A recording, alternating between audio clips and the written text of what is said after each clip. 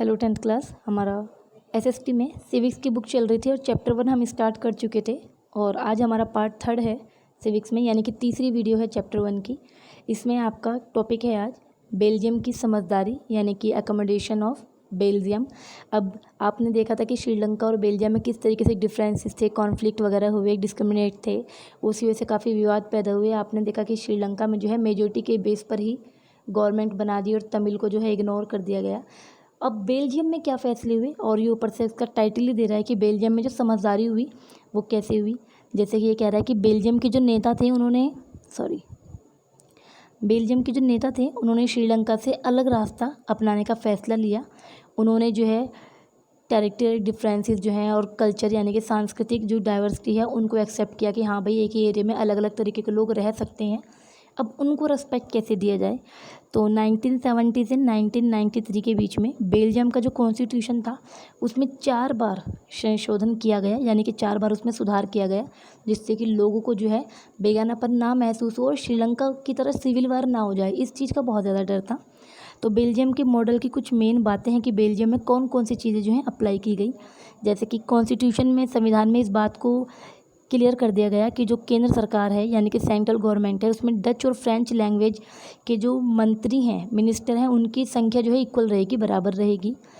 केंद्र सरकार की बहुत सारी पावर जो है वो देश के कुछ स्टेट गवर्नमेंट को जो है, लोकल गवर्नमेंट जो है उनको दे दी जाएगी, रीजनल गवर्नमेंट जो है उनको दे दी जाएगी। ये नहीं कि सेंट्रल गवर्नमेंट के हाथ में सारी पावर है, ऐसा नहीं है। रीजनल गवर्नमेंट यानी कि स्टेट पावर जो है, क्षेत्रीय सरकार जो है, उनको कुछ पावर दे दी जाएगी। यानी कि अब राज्य सरकारें जो है केंद्र सरकार के अंडर में वर्क नहीं करेंगी, वो अपने लेवल पर फैसले जो हैं ले सकती हैं। और ब्रुसेल्स में आपको पता है कि ब्रुसेल्स बेल्जियम की कैपिटल थी। इसमें एक अलग गवर्नमेंट बना दी इन्होंने कि ब्रुसेल्स में अलग गवर्नमेंट बनेगी। ऐसा नहीं है कि बेल्जियम की गवर्नमेंट के अंदर ही ब्रुसेल्स आएगा, नहीं। इन्होंने कहा कि ब्रुसेल्स में, क्योंकि कुछ अलग था, ब्रुसेल्स में जो है बेल्जियम के अपोजिट थे, वहाँ फ्रेंच बोलने वाले ज़्यादा थे ब्रुसेल्स में और डच बोलने वाले कम थे। तो इसलिए इन्होंने क्या किया कि इन्होंने जो है ब्रुसेल्स में अलग तरह की गवर्नमेंट रख दी कि ब्रुसेल्स की गवर्नमेंट अलग रहेगी, लेकिन दोनों कम्युनिटी को इक्वल रिप्रेजेंटेटिव होंगे और इक्वल राइट्स मिलेंगे दोनों। इसमें भी यही है कि दोनों गवर्नमेंट जो है अपने अपने लेवल पर वर्क करेंगे और दोनों को इसमें भी बराबर अधिकार मिलेंगे। और केंद्र और राज्य सरकार जो थी, उसके अलावा एक थर्ड लेवल की गवर्नमेंट भी इसमें बनाई गई, जो थी आपकी कम्युनिस्ट गवर्नमेंट, यानी कि सामुदायिक सरकार।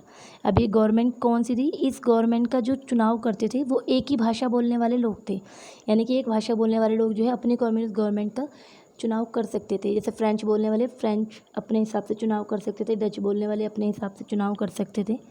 बेल्जियम में जो नेता थे उनको ऐसा लग रहा था, लीडर्स को, कि अलग अलग जो कम्युनिटीज़ हैं, अलग अलग जो एरियाज़ हैं, उनकी फीलिंग का रिस्पेक्ट अगर हम करेंगे तभी देश में जो है यूनिटी और शांति वो संभव है, नहीं तो श्रीलंका वाली कंडीशन हो जाएगी, सिविल वार हो जाएगा। और श्रीलंका में आपने देखा था कि बिल्कुल इसके अपोजिट रास्ता अपनाया गया था। तो इससे ये पता चलता है कि अलग अलग बहुसंख्यक समुदाय जो हैं, जो दूसरों पर अपना प्रभाव जमाने की कोशिश करते हैं और सत्ता में उनको हिस्सा नहीं देना चाहते, यानी कि मेजॉरिटी वाले माइनॉरिटी वालों को हिस्सा नहीं देना चाहते। तो ये जो फैसला होता है, इससे देश की एकता कहीं ना कहीं संकट में पड़ जाती है। यानी कि जो श्रीलंका में जो केस हुआ था, ऐसे केसेस में जो है पूरे देश की यूनिटी और पीस, यानी कि शांति और एकता जो है वो संकट में पड़ जाती है। इसमें आपको इंग्लिश में भी दिया हुआ है, इंग्लिश में भी है, मैं बहुत तेज़ी से पढ़ देती हूँ। इंग्लिश में भी है आपको नोट्स इसमें। अकोमोडेशन इन बेल्जियम, यानी कि बेल्जियम में जो समझदारी के स्टेप लिए गए वो कौन से थे? Belgium recognise the extents of the regional differences in culture diversity, यानी कि बेल्जियम में जो है अलग अलग रीजनल और कल्चर डाइवर्सिटी को एक्सेप्ट किया गया। एंड 1970 टू 1993 है, सॉरी ये 33 गलत दिया हुआ है, ये 93 है, ये 9 है यहाँ पर, ठीक है, 93 है ये। तो इसमें जो है 4 बार 4 टाइम जो है इसमें 4 times so act is work but out an arrangement to the world enable everyone live together with the same country, यानी कि एक ही देश में लोग जो हैं अच्छी तरीके से रह सकें, सही तरीके से रह सकें, इसके लिए जो है 4 बार जो है इसमें संशोधन किया गया। Here are some of the elements the Belgium model के कुछ एलिमेंट्स, कुछ मेन बातें हैं यहाँ पर। जैसे कि constitution prescribe that number of Dutch and French speaking minister shall be equal in the central government जो है डच और फ्रेंच भाषा बोलने वाले जो मिनिस्टर हैं वो इक्वल रहेंगे उनके नंबर, यानी कि दोनों बराबर बराबर रहेंगे। Many powers of the central government have been given to the state government of the two region of the country, यानी कि जो बहुत सारी पावर है सेंट्रल गवर्नमेंट की वो रीजनल और स्टेट गवर्नमेंट को जो है दे दी जाएंगी।